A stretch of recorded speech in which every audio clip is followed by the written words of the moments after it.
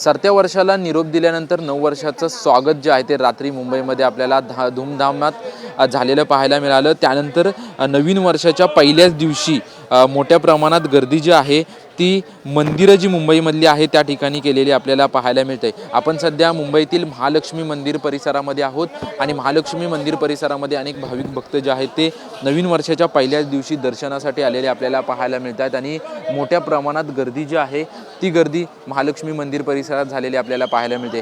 मुंबईमधील हे प्रसिद्ध महालक्ष्मी मंदिर आहे आणि या मंदिरामध्ये मोठ्या प्रमाणात भाविक भक्त जे आहेत ते या ठिकाणी गर्दी केलेली आपल्याला पाहायला मिळते। मुंबईमधील सिद्धिविनायक मंदिर असेल, महालक्ष्मी मंदिर असेल, मुंबादेवी मंदिर असेल किंवा इतर जी मंदिरं जी आहेत त्या मंदिरांमध्ये मोठ्या प्रमाणात भाविकांनी गर्दी केलेली आपल्याला चित्र मुंबईमध्ये पाहायला मिळते।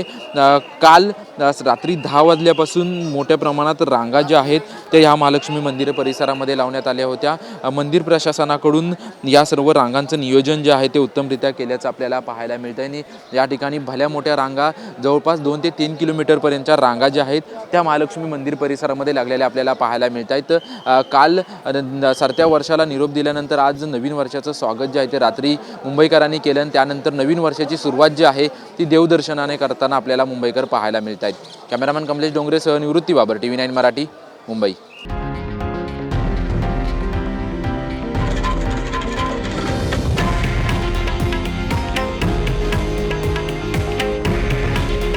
हे आहे देशातील नंबर 1 न्यूज नेटवर्क आणि आपण पाहत आहात TV9 मराठी। काळजी तुमची, हित महाराष्ट्राचं।